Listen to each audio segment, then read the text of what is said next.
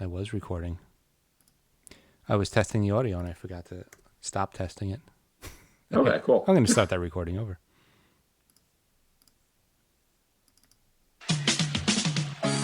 We are the New York Knicks. I'm back. Rocking in New York. Well, it's the Knicks. New York. We are the New York Knicks. New York. For this new season we're about to enter, the Knicks is taking no shorts, just like winter. New York, New York.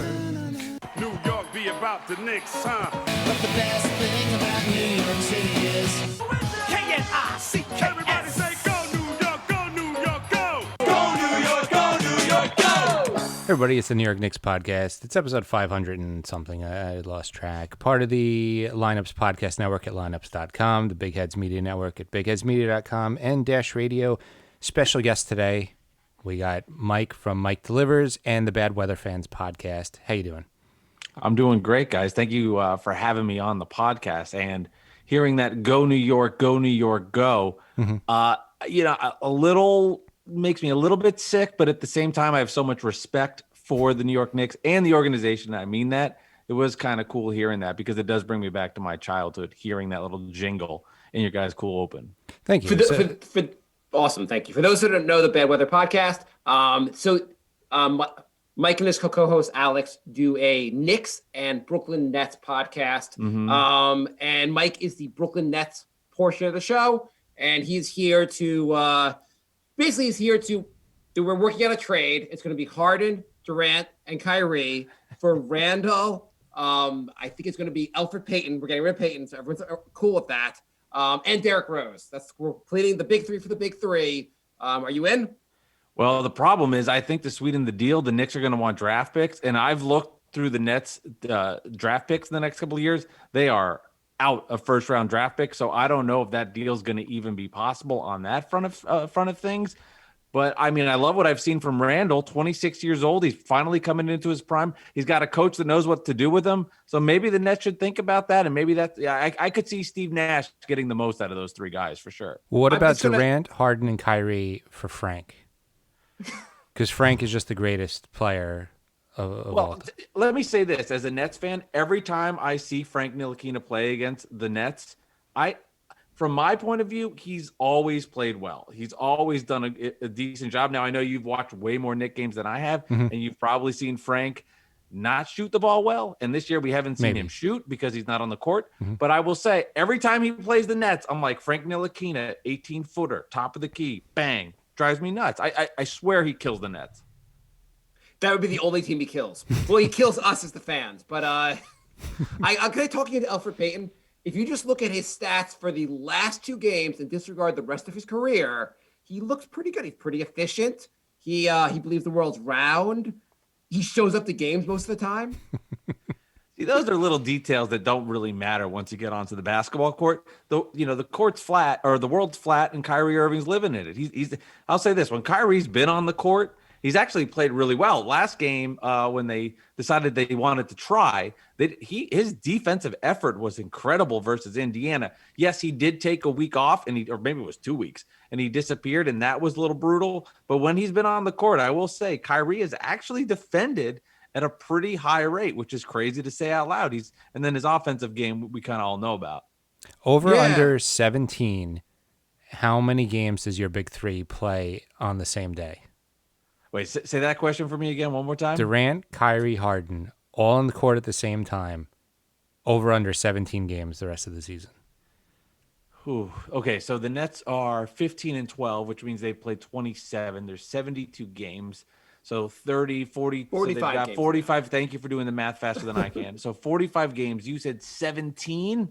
Yeah. I'm going to go with over. I'm going to go with over. I'm going to be, I'm going to be optimistic about this.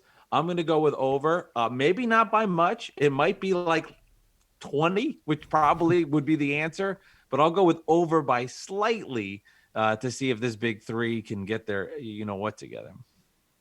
I mean, we can't do too many digs considering you guys have a lot of talent. We get it in where we can. That's fine. Fine. You guys have a hell of a team. And we'll talk a lot of Nets also. We're going to start with the Knicks, but just I just curious, but actually, just to start with the Nets quickly, Yeah. are you, as a Nets fan, and I'm sure you're a long-suffering Nets fan, Yeah. are you in heaven with this? Like, how do you feel the fact that you have this big three now? Well, I'm excited for this team because there's NBA Finals expectations, but it's a weird team on my end on the front of like. I was opposed to the James Harden trade. I was really upset when it happened, partially because I fell in love with Karis LeVert. And then I also saw what Jared Allen was doing. And clearly the Nets you see now without Jared Allen, they are a disaster inside. DeAndre Jordan decided, like literally was like, I will play tonight and did fine. And that made a huge difference. But I'm excited. I haven't had many opportunities in my Nets fandom where I went into a season and now really like the second season it started with the James Harden trade where I'm thinking to myself, I could watch a championship, and that's something I've never been able to say as a Nets fan.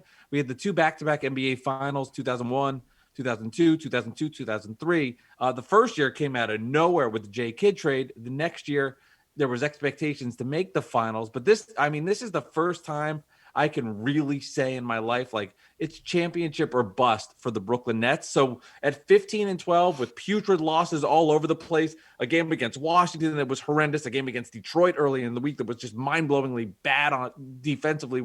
The Detroit Pistons are the worst offensive team in the league. They're putting up, they're the Harlem Globetrotters out there versus the Nets. So it's extremely frustrating to see that. But then you see moments where they can just turn it on and they flip the switch. And I know this is kind of a weird herky-jerky year for everybody. So it's hard to give are they that bad on defense? What if they actually tried? What am I watching here? So I'm 15 the Nets are 15-12. I'm disappointed with how things have gone so far, but at the same time, really optimistic that I'll be watching, my first championship. And then the consequence of that will be every single Knicks fan going, you only had 720 people at your parade. Your fans suck. Nobody likes your team. Like I'm waiting for the moment where the Knicks fans can make that dig and then talk about, well, if the Knicks won, how many people would be there? The Canyon of Heroes. That's all I want to hear. Nets titles, walk down Flatbush, 800 of us waving our pom-poms. And then I'll be in heaven. So I want to compliment the Nets on something. So you are likely to be in the playoffs. If things have to go really bad for you guys to be in the playoffs. Jeez. And you're and you have a big matchup in the playoffs. Like as far as teams to worry about, the Bucks may be one of the biggest teams to worry about. They obviously are very good, and they have a guy named Giannis. And you need a guy who could stop Giannis. And so you have signed former Knick and Giannis stopper Noah Vonleh. I'm very impressed that you guys got him. I don't know if you know the history. I don't. Please tell me. On the Knicks, when the Knicks would play the Bucks with Giannis, Vonleh would hold Giannis to I guess semi-okay all-star numbers. Like he would score like 30 instead of 38 points against the Knicks, and the Knicks fans would react. They would act like Noah Vonleh had just shut down Giannis. They basically started calling him like the Giannis, like they basically acted like he was the guy who was like the antidote to to his superhero ways. Yeah, if Giannis was averaging 26 for the season, he would score like 24 that night, and everyone would be like, there you go. It's over. They were like, he shot 49% from the field instead of 55%. Oh my God, he's so good. And they'd go through these. It was like, if you go, obviously you go on Twitter, you see all the Knicks Twitter insanity, and people will go on about how if you look at the extra, all the analytics, Frank is the greatest player in the history of the NBA. It was the same thing. They'd be like, if you look at the analytics, just when Vonleh guarded Giannis, he did this. And you'd be like, okay, he sucks. Giannis crushed us tonight. I'm glad he held them to like borderline all-star numbers instead of all-star numbers, but we lost. Vonleh held Giannis to 2 points in 7 minutes, and if you extrapolate that over the course of 42 minutes, he held him to 12 points. So, greatest defender. Anyway, the Knicks had made no idea. Yeah. So there's a history. We have such a sorry history of the last 10 years of guys who the Knicks fan base has pretended are good. See, I'll just be completely transparent with the audience. Like, I have gotten to a point in my adulthood where I'm a Giants fan. I'm a Mets fan. I don't really watch hockey. No, I don't watch hockey. I don't watch it. But I don't really get that upset with other teams. Like the Eagles, I don't like. Yeah, Dallas, we don't like. Yeah, the Yankees, whatever. Yeah, the Braves, and we don't like the Nats. But I don't really care if they were to win. I mean that. If the Knicks win, it still irritates me. There's like a real dislike for that team that as a Nets fan, it's the one team, even as an adult, I just say, when they lose, I'm in a better mood. Like the Nets lost the other day against Detroit. And then when the Knicks blew it against Miami, it made me feel a little bit better, to be completely honest with all of your listeners. That's fine. I was pretty just a happy loser during that Net fan Detroit saying game. that. So I've never felt the way I have the disdain for the Yankees. I've never felt that disdain for the Nets. Sure. I don't root for them, but I love the fact that you have this disdain for the Knicks. I want to play. Let's do the ESPN trade machine here. I want to ask you. I have a player to trade to you, and I want to see what you'd give us for him. All right, let's hear it. You have DeAndre Jordan as your center. So, oh my God, right now you need help in the inside. Nerlens Noel, who is, I think, 6th in the league in block shots per game, yet the fact he's only playing like 20 minutes a game or 17 minutes a game. Nerlens Noel would be an excellent rim protector for you guys. Disagree? No, he would be. Anybody would be an excellent rim protector at this point. We just talked about Noah Vonleh being brought in. Like they are desperate for help at the 5. So what would you give us for Nerlens? See, at this point, nothing. And I'll tell you why. Oh, okay. Why? Because, in the Nets universe right now, and the optimism that I have is that there's going to be the buyout market where guys like an Andre Drummond become available, and then they join Brooklyn. So I'm not tempted. First of all, I guess at this point it will only be a 2nd-round pick because there's nothing to give up. And Landry Shamet, who's been the trade idea, he's actually playing a little bit better right now. So I'm not giving. I guess I would give up a 2nd-round pick for Nerlens Noel, but I'm optimistic, and I've said that a lot tonight, that the Nets are going to be able to sign a center that's going to put them over the top because they need rebounding. Like DeAndre Jordan in the last game actually decided to play. He had 12 points, 11 rebounds, 3 blocks, and actually moved laterally when a defender moved into the paint and didn't just like watch him and salute him and say, nice shot. Yeah, that was cool to see. So I am a believer that they will sign somebody, and I'm hopeful that DeAndre Jordan will continue to try. So there is whatever he's doing is trying. There's no way DeAndre Jordan will look good as your center in the playoffs. Forget the regular season. He's going to look like trash in the playoffs. I want Shamet. That's all. I don't want a 2nd rounder. I don't need your 2nd-round picks. I want Shamet. But that was my trade proposal. But if you guys get Drummond, that would be awesome. That would be nice. For Detroit, what's the point of them buying him out, though? I don't understand why teams are like, I guess you're tanking, now. I guess. I don't know. Isn't he on Cleveland. Sorry, Cleveland. No, it's okay. He was on Detroit for a billion years. I think for Cleveland, I think the idea is to give Jared Allen some reps, and he's their center of the future, and they just dealt for him. So I think they know the writing's on the wall with Drummond that they're not going to re-sign him because right now he's in the last year of his deal. So they're going to try to trade him. If they can't, just buy him out and make him happy. And then for them, they give Jared Allen the minutes that he deserves to try to improve and get better with their young center, who I miss very much. Yeah, Jim that all makes sense. I just don't want your Nets to get Andre Drummond. I don't blame you. Annoy the crap out of me. Yeah, I think it's kind of cool. And I'll throw this at you guys. I'm curious what you think. But there's no way in hell when you guys were rooting for the Knicks and they were in New Jersey, you just didn't care about the Nets. They were just irrelevant. And I'm sure it was like win or lose. It was like whatever. But there's an irritating factor now with these Nets. They're way more irritating than they used to be when it was guys like Chris Morris, Kenny Anderson, Derek Coleman running up and down the court saying, trade me on their sneakers. Now the Nets have gotten to a point where they're irritating. They're annoying. I mean, James Harden's there, Kyrie, Kevin Durant, they're becoming more of a hateable team to the Knicks, which I think shows that the Nets have made a dent in the market. Well, it's not only that you guys got a bunch of very unlikable players. Yeah. It's the whole, we came to Brooklyn and we said we're taking over the city and putting up billboards. That's what got under my skin. Well, I don't blame you, but I agree with you. It's stupid. I dislike the Knicks and I don't want them to succeed, but I'm rational in understanding that this is not a town that is cared about the Nets compared to the Knicks. It's not even close. It's nine out of every 10 people you meet would be a Knicks fan if I had to take an educated guess. But now I want to say it's that younger generation of people that are watching that don't remember, John Starks had a nice dunk versus Michael Jordan in a series that the Bulls won. I don't think that the younger fans going to remember that. And that would be the interesting part to me if it's the 5-year-old to 12-year-old that's seeing Kevin Durant, James Harden, Kyrie Irving that might become net fans of the future. But as of now, it's not even close when you look at the fan base. I also think disparity. the younger generation is more fans of players than they are True. of teams. So it's easier for them to be like, oh, I like Durant. I'm just going to be a fan of wherever Right. Durant goes. Hey, I have so Jay and I have a little bit of debate in the show, and you're, as a lifelong Nets fan, you're a good person to ask about this. Yeah. I've been debating with Jay, and no, please don't take offense to this, but I think the dumbest team name in all of sports is the Nets. It's like someone closed their eyes, spun in a circle, and just pointed and goes, "That's our team name," wherever I'm pointing. How do you like it? So that's an interesting question. And if you guys were Net fans and I was in like a comfortable place with Nets fans, maybe I'd agree with it. But I don't know if I could just go to a Knicks fan and be like, "You're right. That's really stupid." But it is kind of a bizarre team. And that's why, let me say this, when the Nets this season are wearing those retro jerseys with the baby blue back in the 91-92 season, which they were 26 and 52 or 26 and 52, whatever the math is. I'm having trouble with that. They were really bad.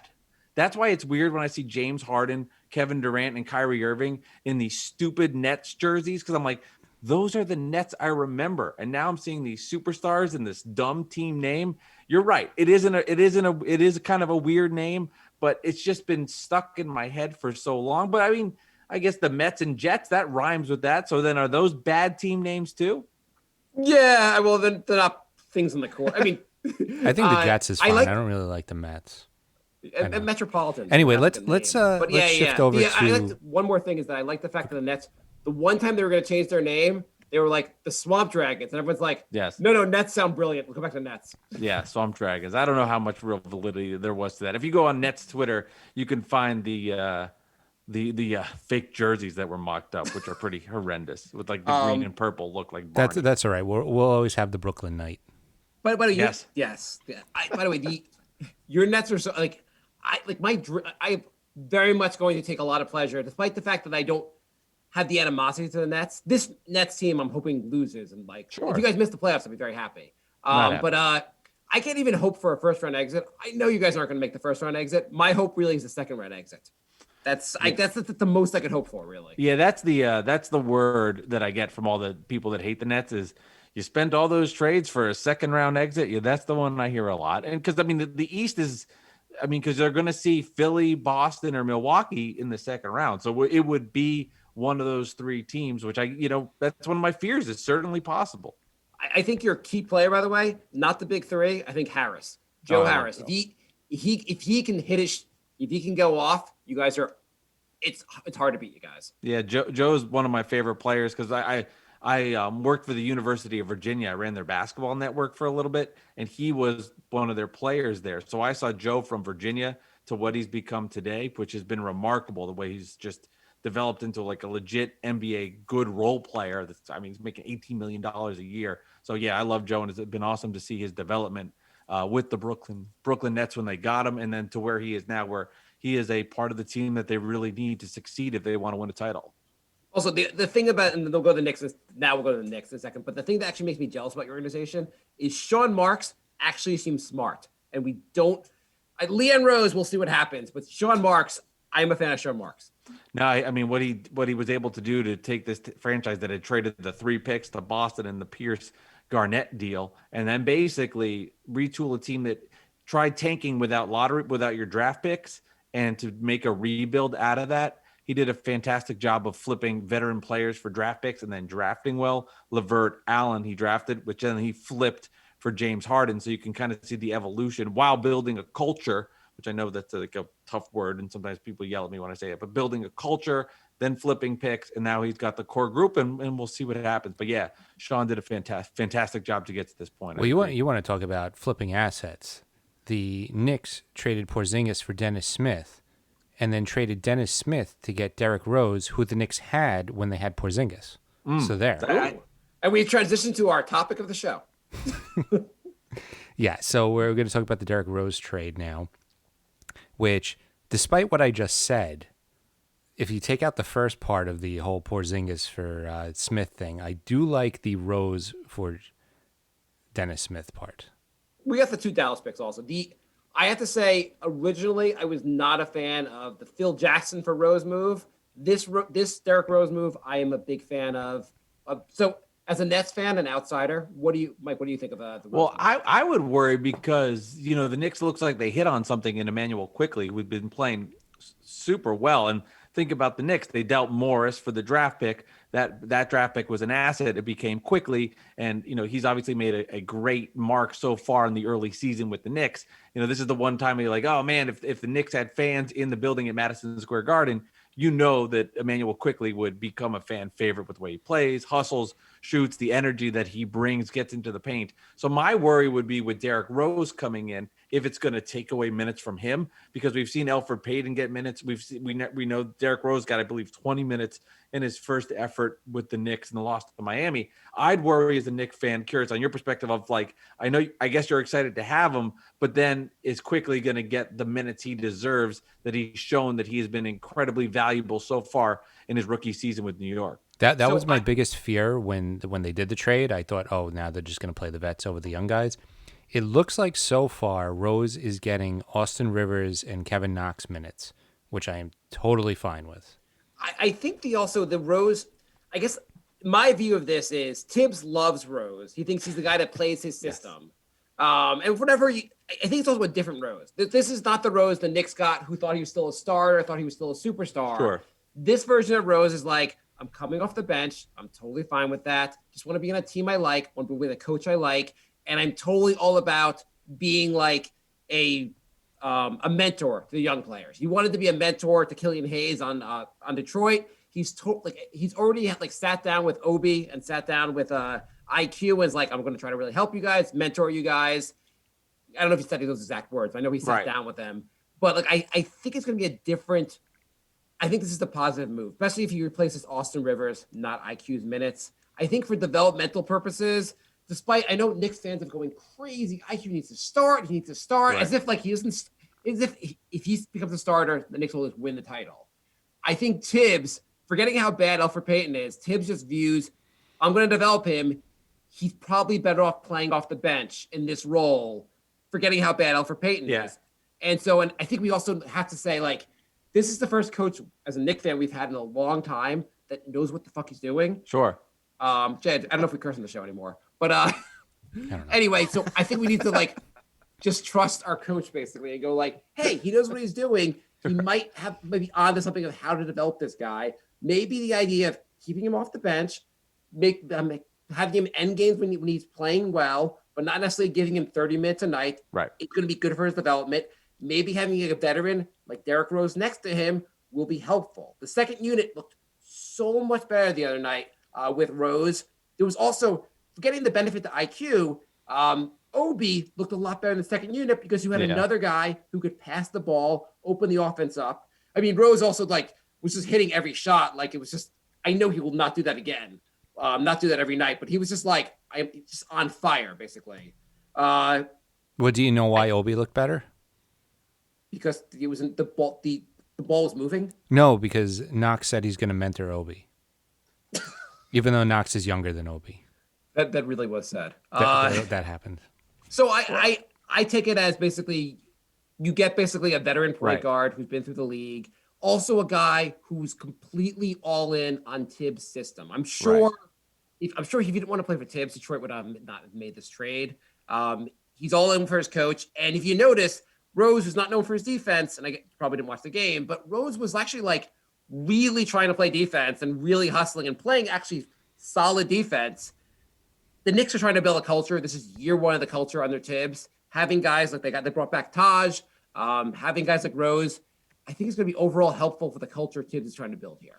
Yeah, no, and I hate watch the end of that game. So no, I did catch some of it, but I think that's an interesting point that you bring up with the Derrick Rose function going in there as a mentor, and then also coming back to the spot about Thibodeau, who's clearly, you can see, knows what he's doing, and it just exposes even more how bad of a coach David Fizdale was with a team that had not a lot of talent, but they were better than whatever they started, 3 and whatever that record was, clearly showing that. So I think it's kind of funny too when the Knicks fan is like, I love Coach Thibodeau. He's doing a great job, but I don't think he's handling the guard situation right. Instead of maybe, like you said, giving him the benefit of the doubt that he knows what he's doing and he doesn't want to give quickly so many minutes early to kind of like take him out of his rhythm, give him too much control early, let him ease into it and do things the right way. So I think I agree with you on the idea of if the minutes aren't disappearing and Derrick Rose can be a mentor to him. And then also who knows what the Knicks are done. Like if they could flip Elfrid Payton to get a pick back, then you just dealt, Payton for Rose essentially one-on-one. And you feel good about that as your point guard for the rest of the season. And as somebody that, as you said, is in Thibodeau's system and then could go ahead and help Emmanuel quickly become the player you hope that he can become. Right. I mean, the Knicks, as much as like, it's weird because people will be like, the Knicks, the development is so important. You're like, well, Tibbs thinks him coming off the bench is better for development. But if he starts, we'd win more games. Yeah, but Tibbs is trying to, you said development's important, but I think winning's important. Well, Elfrid was playing well that game, so no. Tibbs, you can't play him if he's playing well. Like, people are just all over themselves just to hate on, first of all, I don't know if the Nets fan base has this, but the Knicks fan base is full of people who hate, like, they pick one or two players on the team and just hate them. They'll spend every day on Twitter going off about how horrendous, like Elfrid will have like an okay, fine game, and they'll put out like 5 tweets about how horrible Elfrid is. You're like, who cares? Like, why are you so focused on this guy? Aren't we rooting for the whole team? I would also say too, it's not about who starts the game. I mean, I think that might be one of the most overrated statistics talked about. Yeah, I would say it has some value in some areas, but you could start the game, play 7 minutes, and then never see the court again. If it's about having him when it matters, having him down the stretch, having him rested and ready to go in the fourth quarter. Like to me, if I was a Knicks fan and I was watching Emmanuel quickly, I'd be more concerned with like how he looks in the fourth quarter, that he's getting big minutes that can help his development, as opposed to starting the game in the backcourt when nobody's watching anyway and it's 11-9. Like it's about the serious minutes at the end. There's just some magical ego boost to everybody when they can be like, he's the starter. It's like, well, Manu Ginobili wasn't the starter. And I'm not saying Emmanuel quickly is that, but Manu Ginobili wasn't the starter for the Spurs, but he was there when it mattered. He was there on the court in the big spots. And that's all that really counts when it's all said and done, in my opinion. Yeah. Well, I remember the year that J.R. Smith, when he won 6th Man of the Year for the Knicks, and everyone's like, he's coming off the bench. Oh, maybe he should start. I think he's a bench player. And you're like, I'm like, he's playing like 34 minutes a night. He's right. De facto starter. It doesn't matter if he doesn't come in the first 5 minutes of the game. Like, yeah, he was like third in minutes on the whole team. And right. Conversely, there was one guy, was it Woodson? He would start a guy for 4 minutes and then Kurt Thomas would play 4 minutes, but he started. But then wouldn't play the rest of the game. Right. Just like you said, it was so weird. Well, I'm trying to, there was the Nets did that with somebody 2 years ago, and I'm blanking on it. It may have been Jason Collins. I can't remember. But what was the rationale from the coaches why they would play Kurt for 4 minutes and then it would be like, enjoy the rest of your night, enjoy the Gatorade? What was the deal? I don't know. I don't remember that. The rationale. I just remember it being. That's fascinating. Yeah. It didn't happen that many times, but it happened enough times where you're like, wait, what? He's not coming back? Okay. Right. But I just think that people have to separate Elfrid sucking and whether Emmanuel quickly should start are separate discussions. One's about the player's development, and one's like, this is the guy, the GM, the GM, when they constructed the team, this is the guy they dealt me as the guy I have to start because I don't have anyone else to start because I want IQ coming off the bench. Can I ask you guys questions as Knicks fans? Oh, please. I'm curious because this is something that I think might become an actual discussion point for the Knicks in the next month or two. Clearly, Julius Randle's having his best season as a pro. He's been fantastic. He looks great in the system. Much different than we saw from him last year. He's a fringe all-star player. He could be an all-star this year. He's playing great. He's 26 years old, so he's still super young. Not like crazy NBA young, but still young enough where he could be a part of the Knicks' plans in the future. Do you guys feel that they should keep him and have him be part of the rebuilding process with Barrett quickly, et cetera, or high value, see if they can deal him and try to get more assets and keep building the roster? I think he's shown enough that, first of all, he's on a team option for next year on a pretty reasonable contract. So it seems like you should ride that contract out at the very least. But I don't know. It just seems like, why are you trading the team's best player who's showing a huge step forward as far as his overall game this season. Why are you going to trade him for assets to hope that someone you get draft is going to be as good as this player? He's not quite an all-star yet. I mean, the low post actually, they just did their pocket. They went through the all-stars in the East, and there's just too many guys ahead of Randall for him to actually make it. But he's still borderline. He's playing really well. He's getting better. Like, he showed major steps forward from just last year to this year under Tibbs. It seems to me like you can build. I don't know where the team is going, but it's definitely going to be you should stick to the guys who are good and keep building around them. He's 26. He's probably got at least 5 or 6 really good years under him. You can't plan much more than 5 or 6 years in the future. I'm in the same boat. I want to keep him in, and let's not forget he's not missing any games either. He's playing a lot of minutes. He never misses a game. You can't ask for more, really. I mean, the Knicks team, and he's also playing defense. He's playing very solid defense. Yeah, he's doing all you could ask of him. He's getting better, and if you add maybe like actual guards who can shoot around him, it would make a huge difference. He's become a very willing passer. He hits lots of guys for open threes, and he's averaging 6 assists a game. If he was on a halfway decent, if he was on Miami, he'd be averaging 10 assists a game right now. Yeah, he's been that good of a passer, but the Knicks just can't hit shots. Right.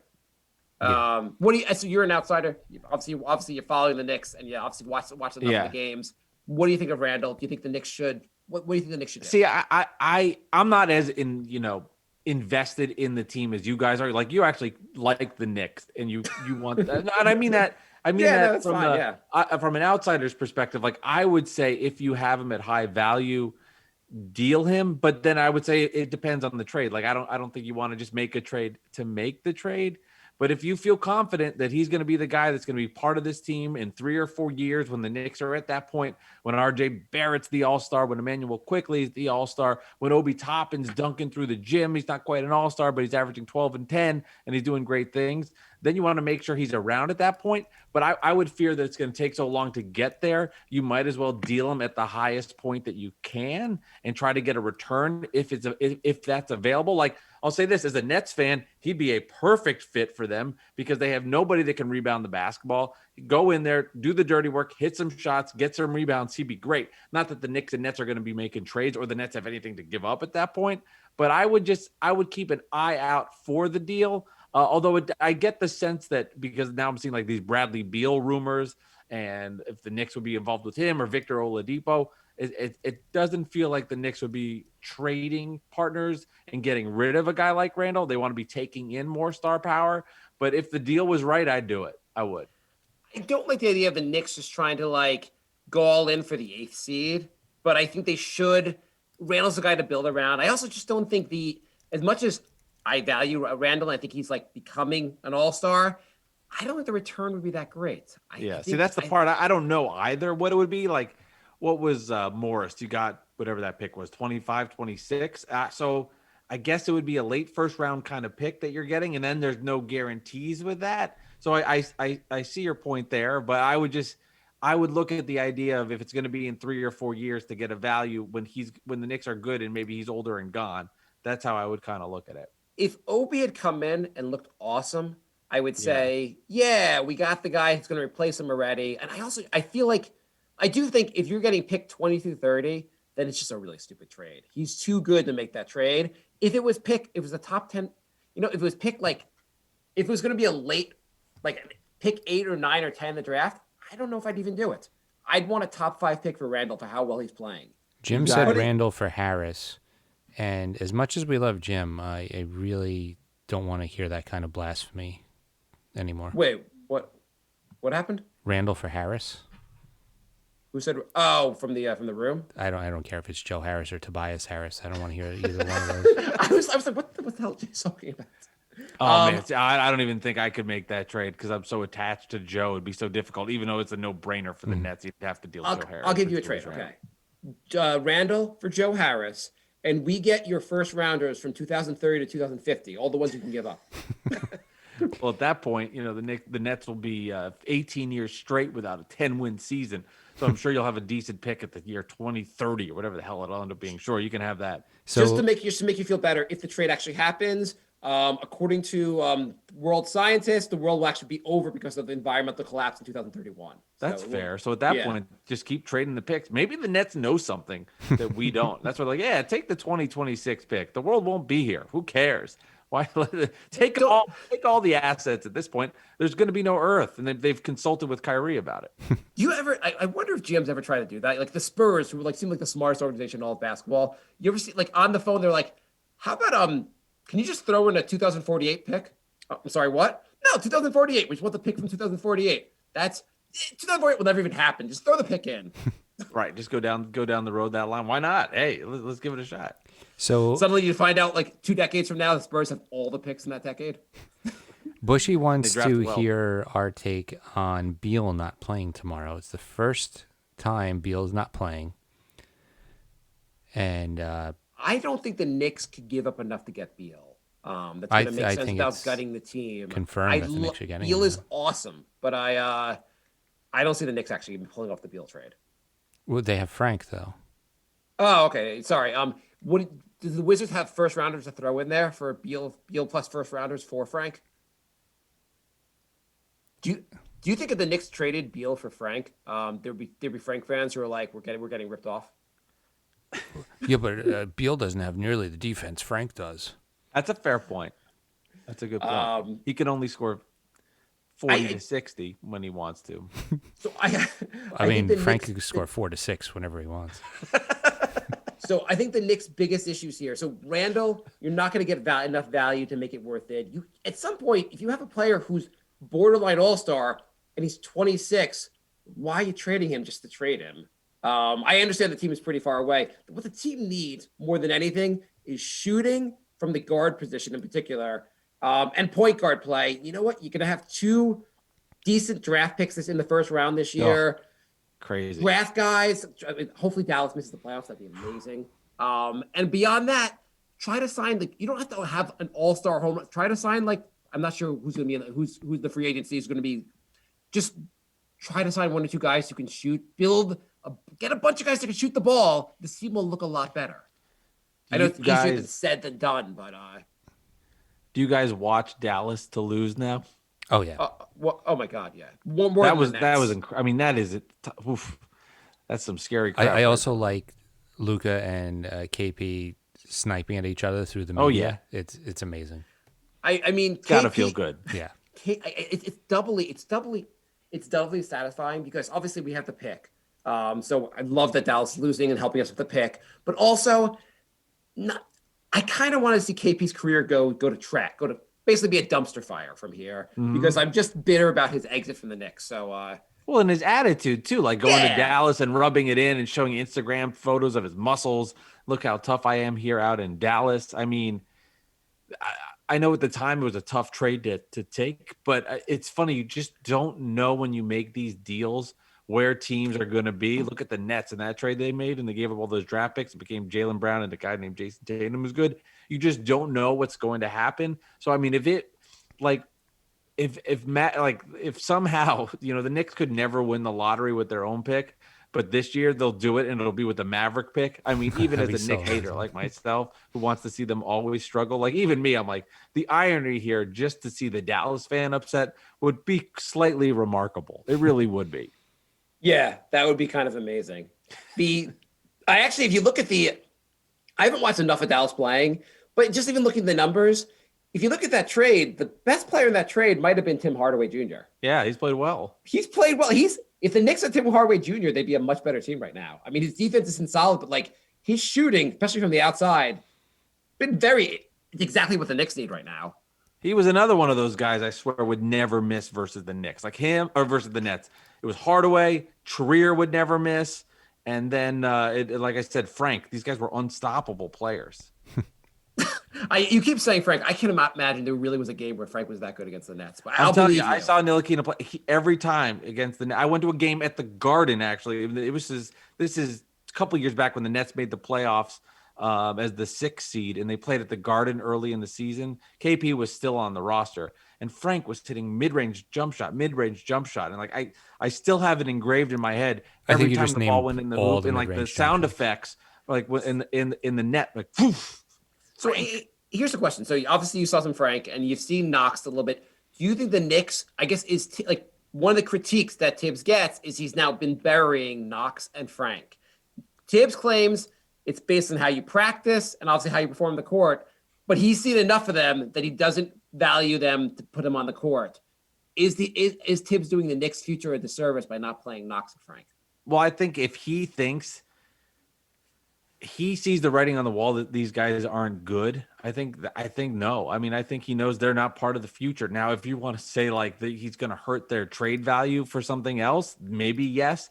But I can tell you from watching Knox, and I remember the Nets game in particular, the guy is so talented, can so smooth, big body, can shoot, but it's like he's just in quicksand or something, and it's just not giving that like energy, and because he makes it look effortless in my opinion at times with how talented he could be, but it's just not all coming together. So I think Tibbs sees the writing on the wall that these guys aren't going to be here. Now granted, they're barely of age to drink alcohol, but if he doesn't think they're part of this future, and you have to remember, like, this isn't the guys that they brought in together. Like, this isn't Quickly, and well, I guess Toppin's not getting as many minutes, but this is the old regime with these guys. He doesn't care, and I think that's the way he views it, that these guys are lost causes on this roster, and they're going to be dealt anyway in the Bradley Beal trade. Yeah, that definitely. It's Knox and Ntilikina straight up. Washington, I mean, like, you might as well do it. That would be a great way to go all in with the tank with Westbrook. Let's do some emails. Yeah. I was going to say basically that Knox, he's been in the league for 3 years and he still cannot finish at the rim to save his life. I question whether he's ever going to be much more than he looked a little better this season, but and it's just not there. I think he's many years away from really developing as an NBA player. And Frank, I don't know. You have a defense first coach who's not a fan of playing him. Yeah, it's interesting. Yeah. And I'll say this would be the one thing if I was a Knick fan that would worry me, would be they're playing well, they're playing better, they're clearly better coach, and they're getting maximum effort from guys. But is it the young future in the core that's the reason they're winning? Or is it because of the veteran players that Coach Thibodeau's coaching well is why they're winning? And like, if I'm looking for development and looking for a future, I hope it's RJ Barrett, Quickly, Toppin, Mitchell, the guys that I know are going to be there in the future that are playing well, and not big games from Payton. Not, like I said before, you want to see him win. So I understand still being excited, but I would be like, I want to just make sure that it's the young core is the reason I'm getting excited for this team. That's a really good point. And like, I feel like in the past when they've had like veterans and the veterans help them win, you're like, what's the point of this? I would make the case basically RJ has looked a lot better this season. Agreed. Like huge step forward from last season, and obviously he has a ways to go. Mitchell Robinson has been playing. The Knicks are now one of the best defensive teams in the NBA, which is shocking. And a big part of that is Mitchell Robinson's be able to stay on the court, altering shots. He's been looking really good. IQ is not yet starting, but he looks really good. And if you count Randall as part of the core, which I think a lot of us have started doing, Randall's a bit like you see a real core being built here, basically. So I think you can count the core as the guys you want to build with as being a big part of why they're winning. If you don't count Randall, then it looks a little worse. I'm just being an annoying Nets fan. No, devil's advocate on questions. Sorry about that. I mean, your Nets. I mean, I know they're winning. They're winning games, but like, it's really the veterans, Harden, Irving, and Durant. I mean, like, what about the young guys? You're not developing anyone. This guy Brown should get most of the minutes, right? He's played well. Yes, Brown. actually, he needs to start. We've been begging Coach Nash. He finally did it. They played well. How do you pronounce Luna Wawa Carrot? Timothy Luwabu-Cabarrot. I don't think that's one of those things that like just call him TLC. It's a lot easier. That sounds a lot better. Jay, you said we have questions? Yeah, nyknickspodcast@gmail.com. Samuel writes, why can't Iggy take Knox's minutes? Knox had 3 years to prove himself and is still the same player. Give Iggy a chance. Iggy had that one summer league game and outplayed Barrett and was the best player on the court. I think Iggy could have a mini Quickly type impact if he had Knox's minutes. I don't. From what I've seen of Iggy, I have not been that impressed with him. I think his defense is pretty lackluster. He's in the G League this year, or this season. If he looks really good there again, then wait, is he in the G League? He is in the G League, right? this season. Yeah, but I don't think think he he's getting minutes in the G League either. No, he was. I think he was injured or held out for protocol reasons. Okay. He played the first game, and I think he looked good. Did not play the second game. In the first, so the Westchester Knicks, by the way, have played 2 games. Game 1, Jared Harper apparently looked awesome. And for whatever reason, Jared Harper only played 4 minutes in the second game. May have had to do with COVID protocols. I'm not sure. I just know he was held out after 4 minutes. But Miles Powell looked kind of awesome in game 2. So, Well, that email is from a week ago. Knox is now playing 0 minutes a game, so Iggy is getting Knox's minutes. That's a good point.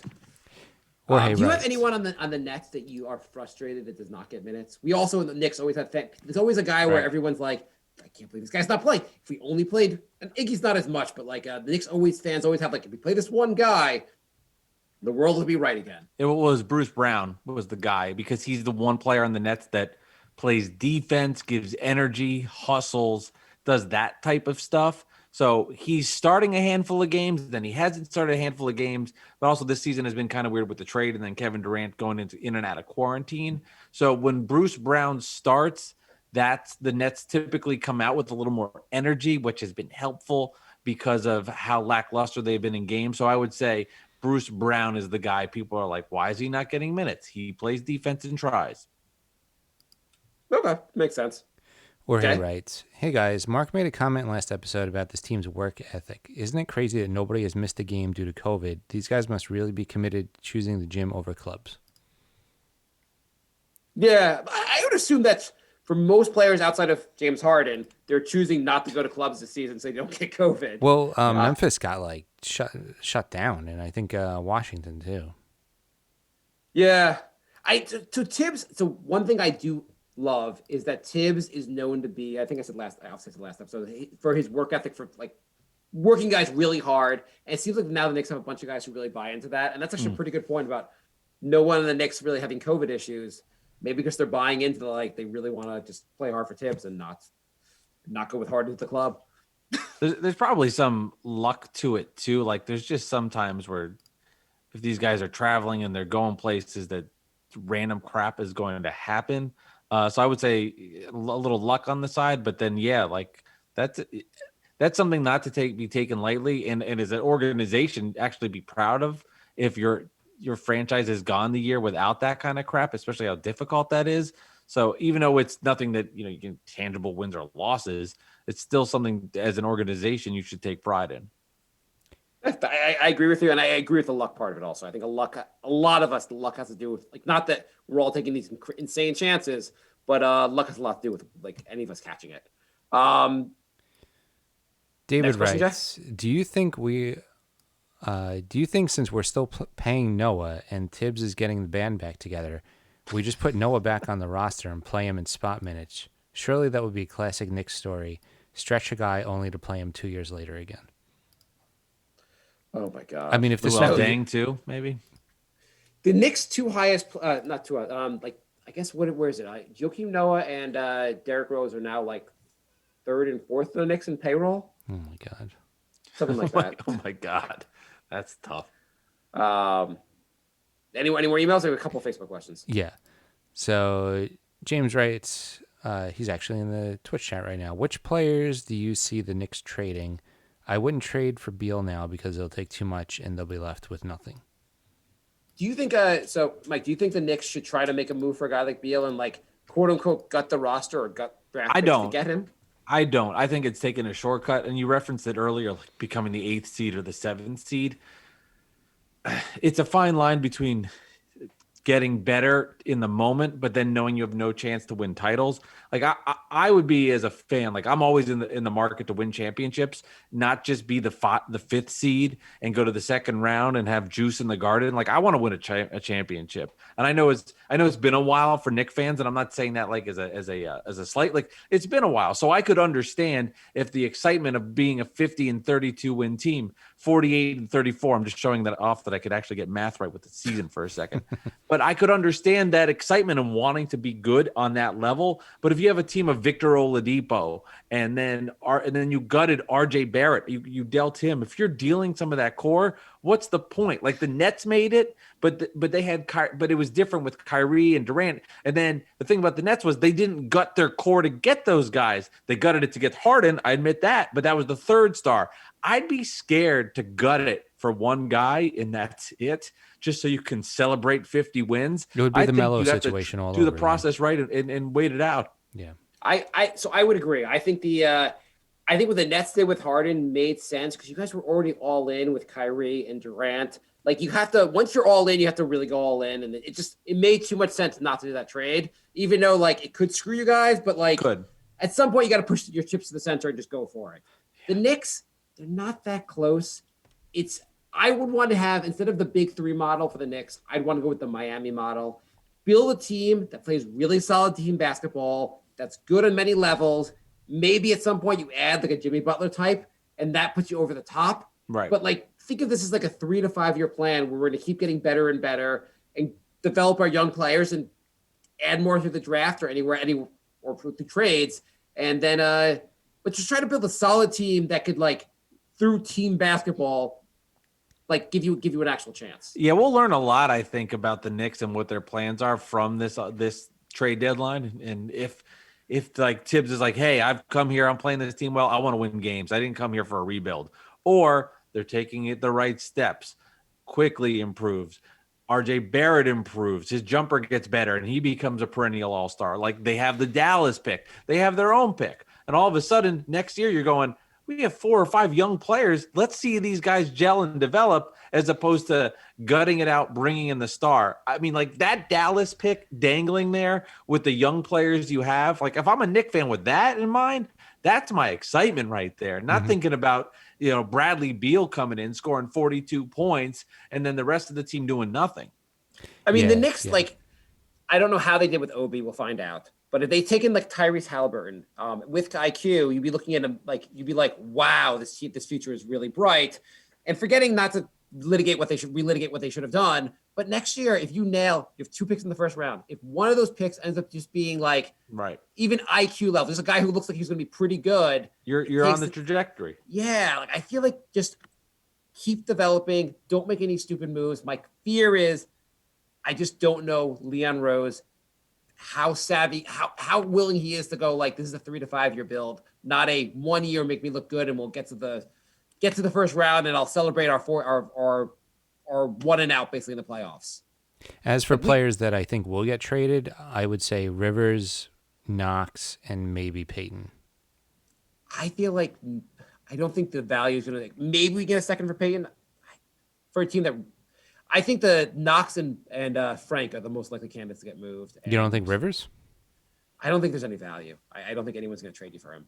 I think You think so? I think a team that could use an outside shooter could use scoring. I know he hasn't shot particularly well, and he had that one game where he was incredibly hot and inflated his stats a little bit. But I think for a team that's looking for just somebody that stands on the outside that can shoot an open jumper, you have to remember too, if like he went to the Lakers, I'll use them as an example, he would just be standing in the corner waiting for the playmakers to get him the ball. So I could see somebody wanting him. And then as far as Frank and Knox, this is like what happened with D'Angelo Russell when he came to the Nets. Like that trade is like a second start because they're young enough where the team thinks that if they get a hold of them, we saw it with Jahlil Okafor, all these guys, like we give them a second chance. Maybe we can turn them into a player. Not saying it'll work or not, but they're still so young and they've only been with the Knicks that maybe a shift and a change of scenery could help those guys. Yeah, that's where I see the value. The funny thing about Knicks fans, because we're big on, in the last couple of years, we've done a bunch of reclamation projects, guys who just didn't work out on other teams. Knicks fans are so fast to say, like, this young player just absolutely sucks if he comes from another team, like Dennis Smith. If the Knicks draft him, there's a certain percentage of the fan base will never give up on Knox, will never give up on the guy. No matter how bad he is, they'll be like, if you just give him the right situation, if you surrounded Frank with 4 guys who could shoot 60% from 3, he'd be good. The Knicks just build around him. Come on already. By the way, Dennis Smith played tonight. wow. Immediately Really? shot an air ball. I thought Jay was like, he's on his way to a triple double. No. Immediately shot an air ball and looked like, okay, maybe. Dennis Smith, What a bust. I feel bad. He has a lot of talent. There are a lot of players. I mean, you're not drafted in the top 10 or what if you're not really talented. Knox, there are lots of guys in the top 10 who are really talented, just don't end up working out. Smith and Knox, they're going to work out. They're going to be probably on a future team. Well, that's why I'm okay. And I know you talked about like the level of picks, but like two of the best players in the league with Giannis Antetokounmpo and Kawhi Leonard both picked at 15. You know, like that's a rarity. I know that a little bit, but you can find guys later in the draft. It's not always the first, second, and third pick that turn out to be the stars. So you just never know when you acquire these assets and turn them into picks. I mean, the last few years, the Knicks have like not been great with their draft picks. But if you look at the guys who were reasonable enough for the Knicks to take in, like when they drafted Frank, which a lot of people thought they should draft Frank. I mean, the other guys were Malik Monk, who's not been that great either, or Dennis Smith. Right. And there was a little bit of talk of Donovan Mitchell. Obviously, Donovan Mitchell's turned out to be goddamn awesome, but I'm not killing them for that trade. No. Knox was just a terrible pick. I mean, just in the sense of like, it was the guy, like I remember at the time being like, why did they draft this guy? And they could have shaken. The logical pick was like a guy like Mikal Bridges, who looks goddamn awesome in Phoenix right now. Or you could have taken Michael Porter, but the Knicks couldn't take him because he's injured for some reason. That held them off. And Porter looks pretty good too. Mm-hmm. And of course Shea Gildress, who basically the Knicks probably didn't take him because they had drafted Frank the year before. But again, like if you drafted Shea, basically your team would be so much better. And then and this year I not think like as good as Obi could be. I just thought you needed a guard or a point guard. But anyway, you could do well with anywhere in the draft, basically. All right. So for podcast purposes, we are out of time, but we can go and do the rest of the questions in the live room if you want. Are you okay with that, Mike? Yeah, sure. It's all good. So we are NY Knicks Podcast on Twitter, Instagram, Facebook, nyknickspodcast@gmail.com, and the website is thenewyorknickspodcast.com. Mike, we have 2 minutes for the podcast. Tell us a little bit about your two shows. Yeah, absolutely. I appreciate that. So Bad Weather Fans is a podcast I do with Alex Benesowitz. He's a diehard New York Knicks fan. I am a diehard Nets fan. And basically him and I just give a Net and Nick perspective and we get into different topics. And it's been good for me. I've learned a lot about the Knicks. He's learned a lot about the Nets. And it's been kind of fun to battle back and forth. And I think we have found a new appreciation for each other's teams. And it's been cool to vent about the Nets, and it's been cool to hear him vent about the Knicks and kind of go back and forth, and then to document as this season has progressed, and we'll see what happens. And then my other podcast, Mike Delivers. I am an Uber Eats driver on the side, so I document all my stories on the road that I see every single day as an Uber Eats driver, delivering people in their underwear, delivering to celebrities, and all the crazy shenanigans that happens on the road in Essex County, New Jersey, delivering for Uber Eats. That sounds really good. I'm actually going to listen to that. So you have a website on that, or is that just on? Just Mike Delivers. You can find it where you can find, any podcast, Stitcher, Spotify, Apple, the whole deal. It's on there. And it started off as a podcast called Basketball Drive. So those are the early episodes, but then it changed into Mike Delivers because I wanted to deliver all kinds of content on the landscape there. So thank you guys. I appreciate the plugs. Awesome. So stay tuned for that. Your delivery podcast sounds a lot better than our current Knicks show. Yeah, I'm actually going to listen to that. I'm totally going to check it out. Yeah, so cool. I appreciate that. No, but don't say that about your show, but I appreciate you checking it out. So if you want to hear the rest of this episode, you could go to twitch.tv/crumpledbacon with a P, or our YouTube channel, which is YouTube TITOWAJ. And we'll be back soon. All right. Do you know what the goodbye song is, Jay? I haven't found the goodbye song yet. It's coming. Okay. He has a goodbye song. He had an issue with his computer and has to find where in the computer the goodbye song is. It's kind of like the intro where it was like a compilation of different songs and stuff. Yeah. So we have like a hard cutoff at like around an hour or 55 minutes. Radio asked us to do exactly 55 minutes. We went 58 today. They'll have to deal with that. it's been better for our show also just cutting it, making sure it doesn't go over an hour. Yeah, all our No, I shows agree. used to be No, like I 90 agree. minutes, and every episode we're like, we really should have cut that like 20 minutes ago. And so now it's Yeah. kind of like we try and get to everything. I feel you. I feel you. Totally get that. But if you're up there, the people are still in the live room. If you want to do a couple more Yeah, questions, no, let's do it. Let's have fun. I have my wife's asleep, my 5-month-old son's asleep. Oh, wow, I'm you have enjoying 5-month-olds. I'm enjoying peace. So sure, whatever you want to do. Man. How's it going with the 5-month-old? That's a crazy time for. It's good. You know, he's a good kid, and it's our first, and everything's good. But it's definitely a lot harder than I anticipated. It is a lot harder than you I'm expect. like, yeah, this is. I was like, yeah, I can do a lot of things, but I'm like, no, this is difficult. Like not difficult, but it's just you got to be. You know what I mean? You can't mess around. I'm my kids are old. I have a 9-year-old and a 6-year-old. But Okay. I remember like especially early on with my first kid, I was like, you just think in your mind, you're like, every goddamn moron out there has kids. How the hell does every goddamn moron figure this out? And I cannot figure this shit out. Right. Well, It's that's just why like- most people are assholes because they're just bad parents. But it is so much harder than you Right. you really expect. Basically, if you're an involved Yeah. parent, like Yeah. you're like, holy fuck, like Yeah. you're like I can't even bribe my kid. He's like he doesn't understand enough. To, like you would Yeah. gladly give all the money in your bank account to get them to sleep some nights.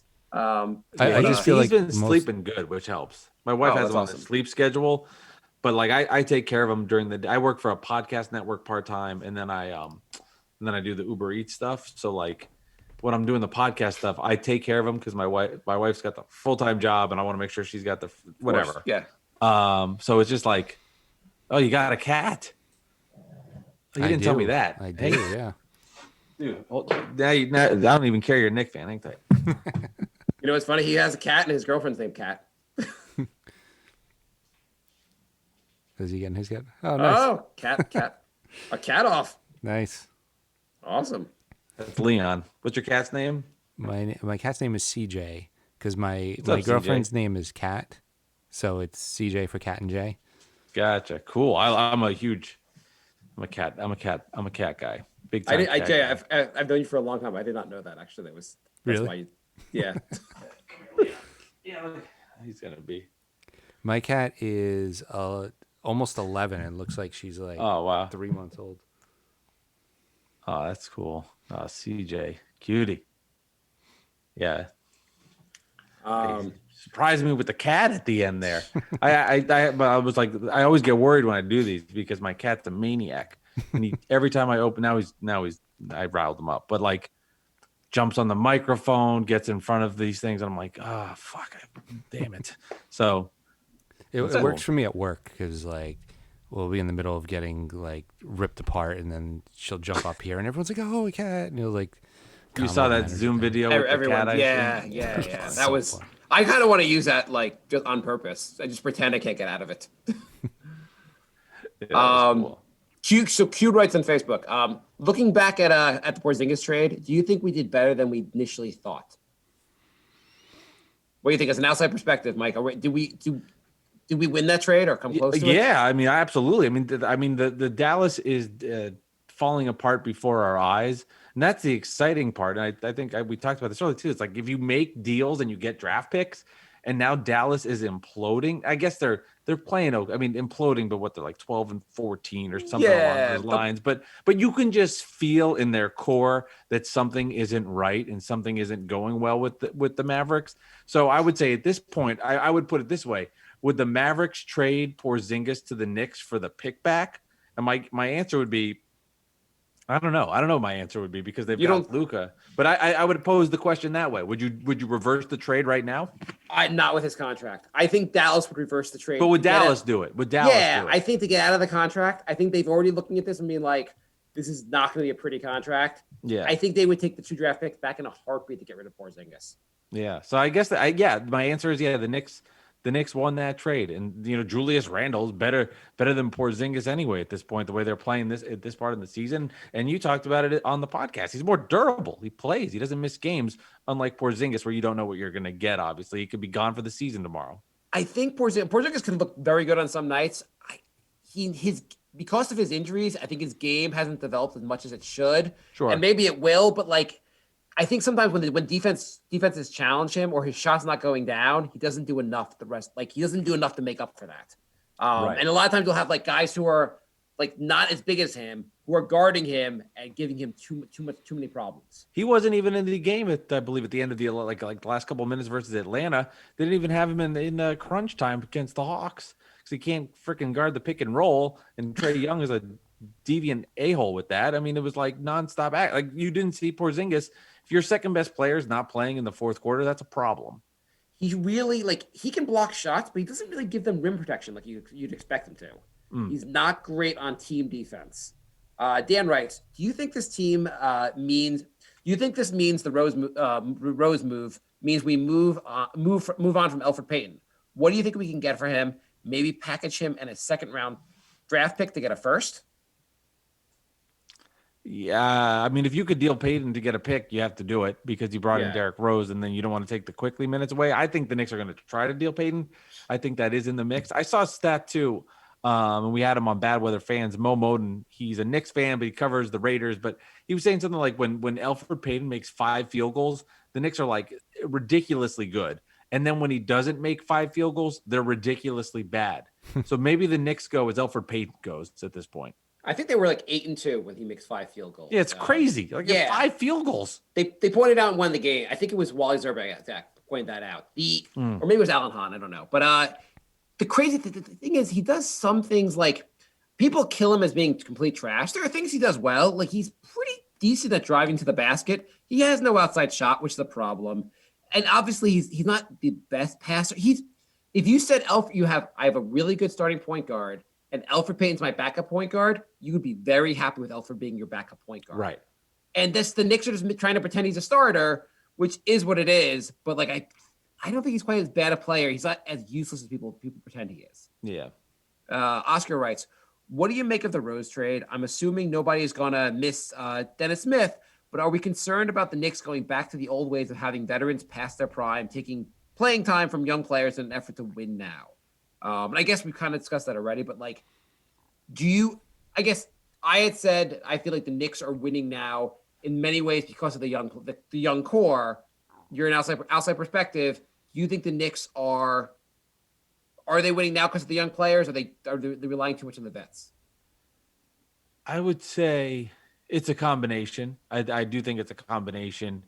And like, RJ Barrett's definitely had he's improving, and you can see it. He's had some up and down moments, especially with his jumper, but he's still so young. He's improved quickly. He's given the good minutes, good production. But then you look at the other parts, like Toppin hasn't really played. Maybe that's because Randall's been doing so well, and he had the injury early in the season. So I think it is a little bit of a mix to answer that question on that front. But you just have to hope and you just have to pray that these guys keep continuing to develop and get better. And I wouldn't be scared. I don't think I'd be scared of Derrick Rose coming in at that point.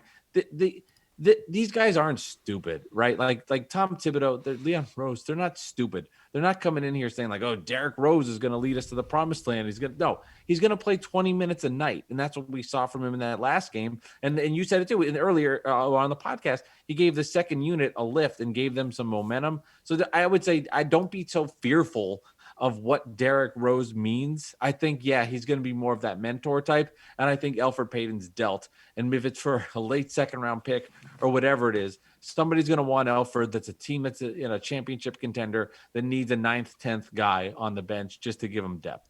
Yeah. I mean, the best case you hope for Rose is that he just overtakes Payton as the starter. And you have a better starting point guard with IQ coming off the bench still, and IQ keeps developing.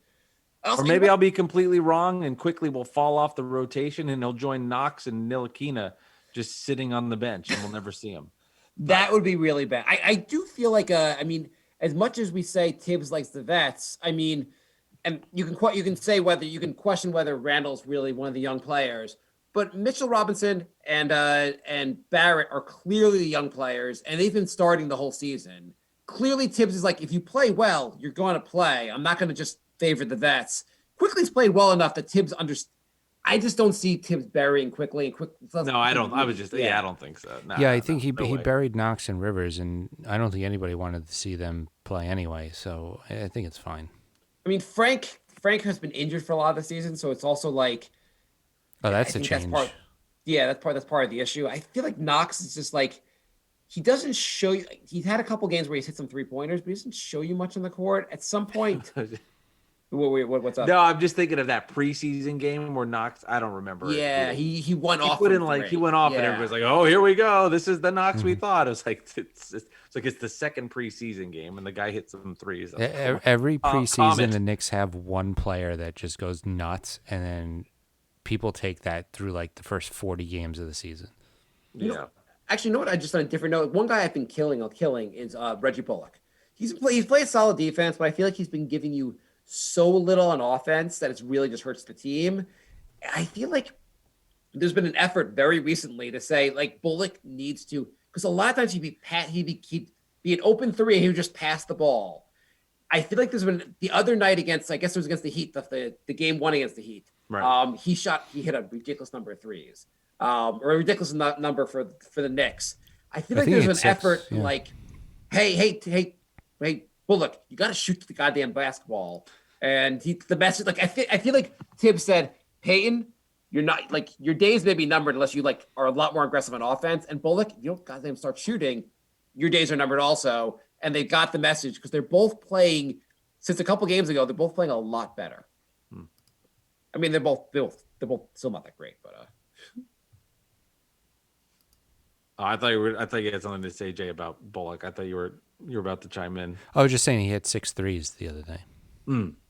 yeah, 6 threes is. I mean, for the Knicks, that's like a unbelievable. I mean, for the Nets, that's just like a typical Joe Harris game. But for the Knicks, it's an otherworldly type effort. Oh, the NBA in general, though, was up with 3-pointers all across the board. Who am I thinking of from the other night? The two guys had 8 threes together in their backcourt. I'm blanking on it now. I think it was yesterday, but it's a flash of just all these guys just shooting and nailing 3-pointers all the darn time. It just happens crazy. Who was it? Now it's going to drive me crazy. Do you like this NBA in the sense of like, I mean, like obviously we're all basketball fans, but do you like the fact that it's become so like got teams shooting 43s a game? It's too much. I mean, the 40, it's too much. I mean, I still love it, and I'm not going to stop watching it. Yeah, of course. And I understand like more people enjoy this, but there is something. And I mean, I'm on a podcast with Knicks fans, so I'm like preaching to the choir about like good old basketball with defense and toughness. I mean, I don't have to like tell you guys about it. It was the 90s Knicks and everything that went around it. But I mean, like for me, like my early 2000 Nets, where it was defense, transition baskets, you get to the hoop. It was fun. It is a lot. It's a lot to handle. But you do the analytics. If you're 10 of 30 from 3, that's 33%. That's 30 points. That's better than being 14 of 30 from 2 and taking good shots, and it's 28, even though your percentage was higher. You have more points based on the analytics and everything there. Like that mid-range jump shot is meaningless. Yeah, and guys, I you're right. get Guys it, are but like I just feel like every team plays the same now, where you had like a variety like 15 years ago. It was like different styles. Like everyone has the same style now. All 5 guys shoot, unless you're the Knicks. Then you have like one guy that shoots. And like should the NBA move the 3-point line back, try to make it a little harder for the threes? I'm okay with that. I think it's not a terrible idea. Like baseball at one point in the 1960s, pitchers have become so good that they lowered the mound to make pitching worse, just to make the game more fun. I feel like the NBA could like learn, like just make it move back a little bit, make guys with a little bit worse at shooting threes, and then they'll change things up a little bit. Like put in perspective, we talk about this the Phoenix Suns with D'Antoni, and it was Nash and Stoudemire and that whole run and gun team. Yeah. They would be in today's NBA like 25th or 26th in pace. Like, and that was the team and that we talked about that was crazy shooting threes, running up and down the court. They would be considered slow in today's NBA. A team that we talk about as if, we put on this magical hat about how crazy it was. Yes, in the moment. Now it would be like the Detroit Pistons running up and down the court, which is just insane to think. Maybe that's why there's more injuries now. Yeah, could maybe. Be. The whatchamacallit, the Bill Simmons pointed out on his podcast that the first year that like Golden State, the first year they won the title, they were first in the league in three-point attempts, and they obviously were crazy good. Last year they shot the exact same number of 3-pointers, and they were like 20th in the league or 23rd in the league. Like it was just like such a crazy difference in how everyone's going all in on this. And it does feel like when your team's starting to miss them and they're chucking them up, I mean, it is just so frustrating to watch. But then on the other hand, when they're making them and they're grooving, and like, I mean, as somebody now that's, I guess, a fan of James Harden, it's been very fascinating to watch when he's on your team and some of the terrible 3-point shots that he takes. But he takes them and he continues to do it. He hits them, it's strange. He hits some crazy shots. Do you, as a Nets fan, so I've like so many people that are not James, are just so many people do not like James Harden for his flopping bullshit. He just does so much. He's such a great offensive player, but just such bullshit. Basically, how do you feel about that? Now you're rooting for that. I think it's like anytime you get a player, I mean, as long as he's like a good, not a bad person for other things off the court or whatever, he's your guy, and you got to accept it and adapt it. I'll tell you, as much as a pain in the ass he was with the flops, when he's on your team, and like last night, he went to the free throw line 12 times or 13 times, and he was 13 for 13 from the line. I promise you, when he's getting those calls and he's going back to the line, you do not care or even remember anything that happened in Houston. The second he gets on your team and he's wearing your team's jersey, that's all you can go by. You can't even think about the past. Like Kevin Durant, the Nets this year has been great. Was he really annoying when he was on Golden State? Of course. But now when he's on your team, that's how you have to look at it. So I can't, I have to push aside all that crap from the past and how annoying it was. And when when it's on your team, you look at it differently. And he went to the line a lot yesterday. And I saw the Indiana Pacers and Sabonis pretty pissed yesterday. But you know what? It's my team. It's my free throws, and I don't care. Makes sense. So we've noticed a little bit in our team, Emmanuel Quickly, who we're all huge fans of. He does a little bit of bullshit with the draw fouls. Yeah. And like they're like he's gotten some like calls. You're like, whatever. But at the same time, you're like, you're just like, I'm still gonna root. I want the goddamn points. I'm not gonna. I guess I'm rooting for a Harden light here. Like he's trying to. I hate the fact that any of these guys do this crap, and I think they need to really like fix that. But yes, I guess I'm rooting for that also, and I totally understand how the guy who comes to you, he's on your team, he helps you win. I'm glad you're almost glad he flopped there. I always thought this, and maybe Harden's a different example because of the extreme way that he plays. But when there's a guy on another team that you despise, if he was on your team, you'd love him. Like if you despise him, it's because he does all the things that piss you off. But if he was on your team and he was getting that offensive rebound, he was getting that tip, he was setting that hard screen, you would love that because you love your team and you love basketball and you can recognize that. Now, James Harden may be a little different example because he is such a prima donna and annoying, but as a net, he's been fantastic. I mean, he leads the league in assists. He's been so good at distributing the ball. He's made DeAndre Jordan look good on all these lobs. So, I've been so far fine. We'll see. We'll see what happens on moving forward. I can really not see, outside of them being just a bad person, like off the court, I can't see a player coming to the Knicks, whoever it is, being annoying enough that I can't see me ever being upset with a player on the Knicks who's good. I only get upset at guys who are bad. If you're good, I don't care how annoying of a player you are. Like you could sing show tunes while you're playing the game. If you're making the shots, that's fantastic. It's like, obviously, if you're doing some like awful things off the court, that's different. But Manuel quickly goes to Broadway, man. Like quickly show tunes. Go back to the 3-point shot for 1 second. So someone had told me that Kim Jong, the North Korea guy, apparently he's a huge basketball fan, as we know, and he had an idea for fixing the 3-pointers, and his idea basically was, he had a couple ideas that were actually like interesting, but one of them was dunks are also worth 3 points. Ugh.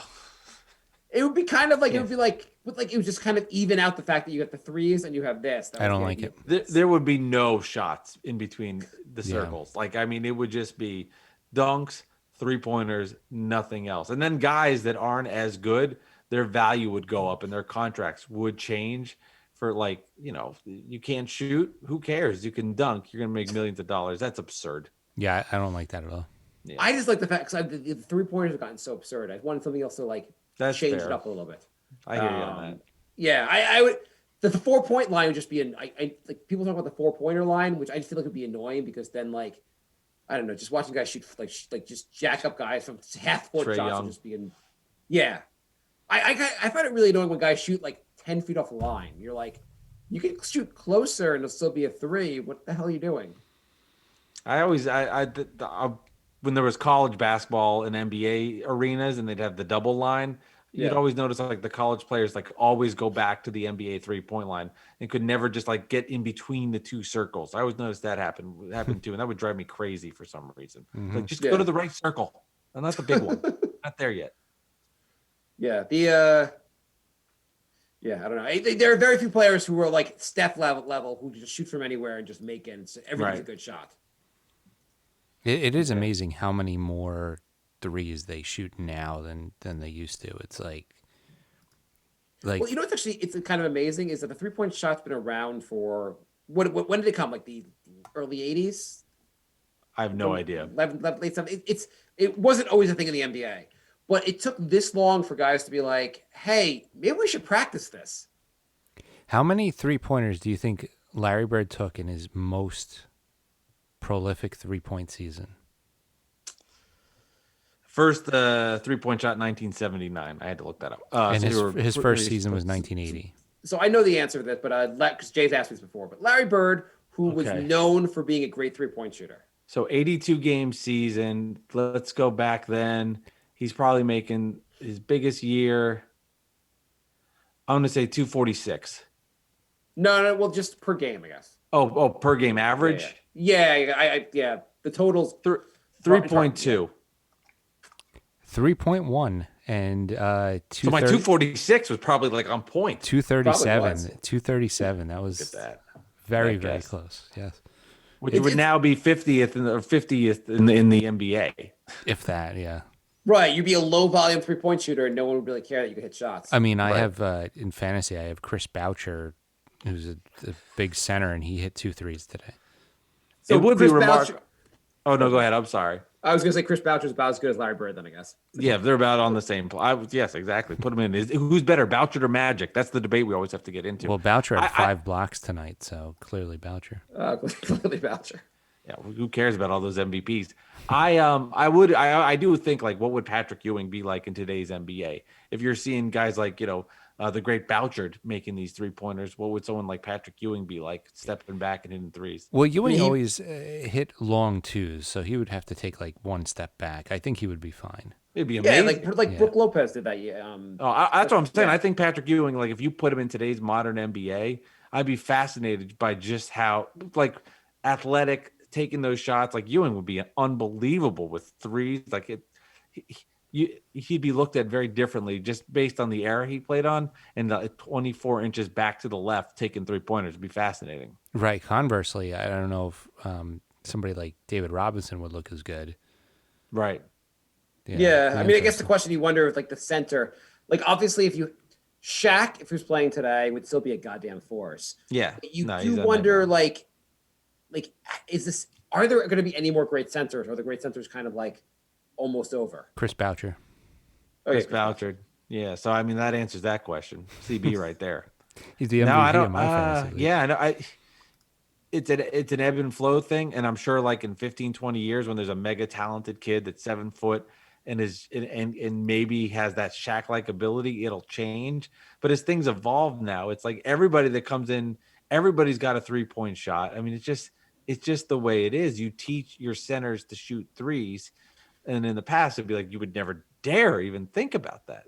Unless you're the Knicks, then your center doesn't go beyond 4 feet. Though if you're the Knicks, your center every year releases off-season workout videos where he can hit every 3. But there's nothing more annoying than these Knick workout tapes on Twitter. People are freaking out. I'm like, I can do that. I mean, not to that extent, but it's like if nobody's guarding you and you're an NBA player and you're talented and skilled, he's going to make 3-pointers. Yeah. Like it's just, you watch every second of the Knicks, you'll know better than me. But it's like, is Mitch taking threes? I don't think exactly. I watch him shoot the threes. I'm like, how about you have a video where you have a post-up game? That would be helpful. That would actually be something that would practical. Okay. These Nick hype videos drive me crazy. They just drive me crazy. Porzingis was like maybe the worst about it. He was release so many of these goddamn workout videos. That was the one thing when he got traded. I was like, well, just at least as long as I don't have to see those goddamn workout videos anymore, maybe I'll feel a little better about this. Mitchell Robinson has attempted 0 threes for his career. Wow. Yeah. So then what's the point of showing that off just for likes? I mean, Willie retweets? Cauley-Stein did that too. I don't know, guys. Just like you're right. You're basically in an empty gym. No one's guarding you. These NBA players can do pretty amazing things because they're amazing athletes. Right. But what's the goddamn point if you're not going to do this in the game?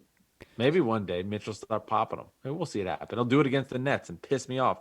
Then I'll think about you guys the whole time. It'll be that game. You were like, you guys remember when Mitchell Robinson hit 12 threes against us? You lied to me. I He's a never good remember shooter. that. So Jim says we always have great guests. So it's our first compliment we got for you. We didn't even release the episode yet. Oh, well, thank you, Jim. I appreciate that. And if you want to be a Nets fan, hop on board. More than welcome. I can give you the history of Kerry Kittles and his injuries. That'd be fun. You guys had some those were some pretty good, pretty damn good teams actually. Well, those finals teams were great. And I actually, weirdly, this is just sitting here. I have a Nets finals ticket when we went. Nice. And you can also see my alarm goes off. That's a reminder to start the dishwasher because I always get in trouble when I do late night podcasts. And then I'm like, yeah, honey, I'll start the dishwasher. Never remember to do it. So now I'm setting alarms. Nice. Remember to wash the dishes. But anyway, I had my Nets ticket. It fell on the floor, but that was from the 02 finals. Which Yeah, I was rooting for that team because I hated the Lakers. But see here, that's my question. If the Nets played the Lakers in the finals now, who would you root for? Oh, that's like my 2 least favorite teams right now. But see, right. But in 02, you didn't care because they were the loser Nets that played in the swamp. And you're like, oh, this is so cool. Kenyon Martin can dunk. That's awesome. Richard Jefferson's a rookie. Brian Scalabrine, he's cool. Now it's like you couldn't do it. You put together a big three, and if it was the Nets team, if Nets never got these 3 players, and somehow they made an amazing run, I'd be like, okay, that'd be kind of cool. But you guys have gone to the dark side, getting a big 3. I would root for the Lakers.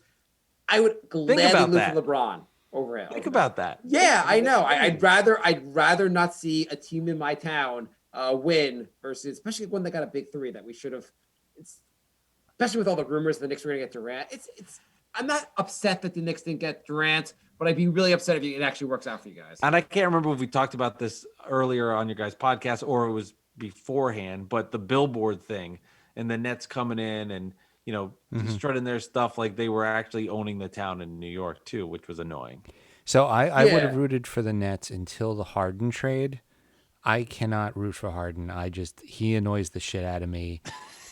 I find Harden and Kyrie to be 2 of the most annoying players in the NBA. I don't like Davis and I don't like LeBron, but they already won. So winning again is not going to do anything. But Harden's legacy will change if he wins. I think it's hilarious that he loses in the second round every year, and I would like to see that continue.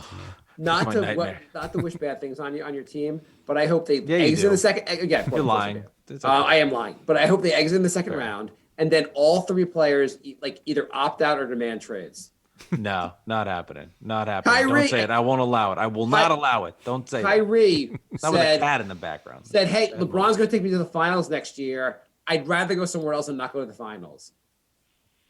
Say that one again. I was looking at the cat. I got distracted. With Cleveland, he was like, I need to be traded. And you're like, you don't want to go to the finals next year? And Kyrie is like, I don't want to go to the finals next year, basically. No, Kyrie, I mean, we brought this up earlier. Yeah. When he's on your team, besides where he disappeared, he has been a good teammate. He's been a good this year. He's been a great player. Team. He's a great player.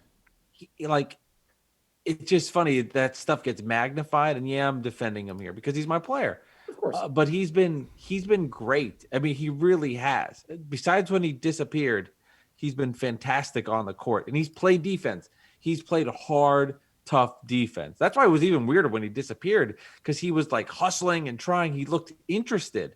That is a fear though. It's like, all right, here we go. Nets Celtics second round of the NBA playoffs, and Kyrie Irving's gone. Don't know why. I mean, other than the 40% of the season that he disappeared for, it's been very good. Yeah, I'm a 60% guy. That's how you have to look at things. I wonder with the Nets. I mean, obviously they're a very good team. They have a good chance of going to the finals. But I wonder in playoff time, are they going to have enough defense for the playoffs? Are they just going to be a team that tries to outscore everyone, or can they muster together? I mean, and also, I think Durant, all three of those guys can play defense. Harden has been surprisingly decent defensively in the post, guarding against bigger players because he's like thick dude. He's done a decent job on that front. But yeah, that's going to be the question. And that's why you just hope this regular season they can build to that point where they are playing good, solid defense. And it's weird because they're 7-1 versus the good teams. And so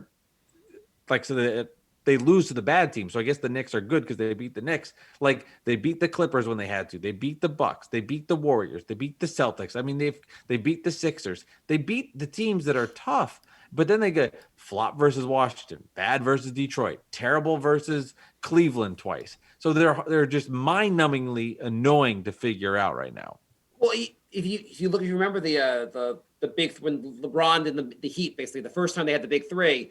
I think they were like 12-12 before the team really took off. They were 500. Yeah. Yeah. So it takes a while to gel and really take off. The guys have not played together enough to really figure out how to best play together. You just hope basically these guys was it 45 games to go? You hope they're going to play 30 games together, at least. And then you have like going to the playoff, you have like a real team basically. And I'm fearful too. And I know this is going to happen. I just know this is going to happen. There's going to be Knicks in the first round. I'm going to hate every moment of it. I just know it's going to happen. I can feel it. The Knicks are going to get hot in that round robin. They're going to end up as the 7. They're going to play the 2 seed Nets. It's going to be miserable for me. That would be kind of hilarious, actually, if that was the first round. Yeah. Then we'll bring Nothing out to our gain secret from that. weapon, Frank, and he'll hit like 8 mid-range shots. Frank hasn't played a minute all season. He's got 42 going into the third. What happened here? Kyrie's defense has been atrocious. Oh, I'm gonna share this. This is Dennis Smith's first shot. That was airball. Not even close. It was all, yeah. It wasn't short. It was off. Watch that one more time. There you go. It's like the Zapruder film we're watching here. You know what? Also with young players, sometimes you have to know when to like. It's one thing you screw up a draft pick. You have to also know when to bail on guys. You can't like Knicks. If the Knicks came in this season and said like, "Hey, Knox needs to play 30 minutes a game because we're still developing him," it's just a waste of your time. Like it's just like at some point Knox may be an okay player, but it's gonna be a while. He's gonna be really good in Croatia next year. Boy, that would be that. So what was he? 7th pick, 8th pick in the draft? 8th, Yeah. And then just to have, that's the part where the Knicks struggled back-to-back years where they have lottery picks and the guys aren't on the court. Top 10. And that's a problem. Yeah. You can't like the thing is like no, you have to hit these draft picks. They're so goddamn important, obviously, and to miss so many of them. And I mean, thankfully, RJ, he's really like he's not quite an all-star yet, but you see real progress. You're like, this guy's a really good NBA player. And good thing they got the second round pick with Mitchell Robinson, and IQ looks like if they had not gotten the IQ and Mitchell Robinson, they just had their first round picks in those drafts, you'd be like, we have RJ and no one else. Yeah. And good thing Quickly's played well because then like the whole narrative with the point guard situation, Toppin, although you just can't. I mean, it's been a quarter second. Right. You can't figure out who's going to be better players at this point, but you just know what everybody would be saying. Yeah, Nick screwed up again. Like, see, part of me gets sensitive to the Knicks fan, and I want to make sure that it's put right out there because I do think a lot of the Knicks like get a lot of shit for no reason. Like, oh, they didn't draft Donovan Mitchell. It was like a lot of other teams didn't draft Donovan Mitchell. So I don't know. I'll defend the Knicks a little bit on some of the picks in the past. I mean, part of it's my own self-inflicted. The Knicks podcast, our Twitter account, which is Jay and I both use the account, and we follow lots of other Knicks accounts. So like, our feed is just like Knicks, and like you just read that, you're like, I don't even understand how half these people are even employed. It looks like there's like account after account, like going off on so and so and so and so, and you're like, how are people posting this much during the workday about how much Alfred Payton sucks? I mean, like, don't you have anything to do at work or just something else that you have to do? Yeah, no need for that anger. I had to myself just kind of like mute things and get off Twitter a little bit because it would get me in a bad place for no reason. I'm like, why am I so upset about this? This is insane. I should be doing something productive with my life and not going back and forth about like stupid NBA stuff and getting like it's okay to have conversations, but I was getting like angry. So I had to kind of take a step back and realize it's not that big of a deal. I'm not Kevin Durant with my burner accounts, and just kind of relax on that stuff. Like, cause you can go down a path and get in a bad place with some of the things people are saying on there. It really is such a toxic, like, it's interesting to read, but like when you're like, honey, I'm sorry, I can't do the goddamn dishes right now. I'm arguing with some stranger online about whether DeAndre Jordan can play real men to the playoffs. Now leave me alone. This stranger needs my attention. Right, exactly. It's terrible. I mean, it's so terrible. There's my alarm again. Do the dishes. Yeah, we should probably wrap it up anyway. Yeah, we should wrap it up. We shouldn't keep it any later. But it is just funny how like every once in a while you're reading something, you're like, I want to comment on this, and then you're like, oh God, I've gone down the rabbit hole. And no matter what you say on Twitter, like you could be like, hey, it'd be cool if people be nice. People should all be nice to each other. And people be like, hey man, what the hell? Like people are different. Why are you like? Are you saying some people aren't? Why do you hate people? And you're like, that's not what I meant. Like Twitter's all about people misinterpreting what you said in the most retarded fashion. I get super sarcastic with things, and I don't mean like when I say things like if you get to know me with my sort of my humor, like everything I'm saying is just a joke. So I don't like, and then I would like upset people. Like I was just being silly. Mm-hmm. Yeah, I mean, jokes and sarcasm don't go over so well on. No. Yeah. There's about 5 times a day where I'm like drafting a response, and I'm just like, don't. You're just gonna end up in an argument, and just let it go. Yes, Frank has the best defensive stats of all time. Just let it go. Don't respond. Long live Frank. You have no idea how bad it is with Frank Twitter. Yeah. But I never noticed, and I guess I don't follow as many Nets accounts. But I don't notice this from Nets fans. I feel like the Nets fans are just like, we're happy if we win. We're upset if we lose. No, it's there.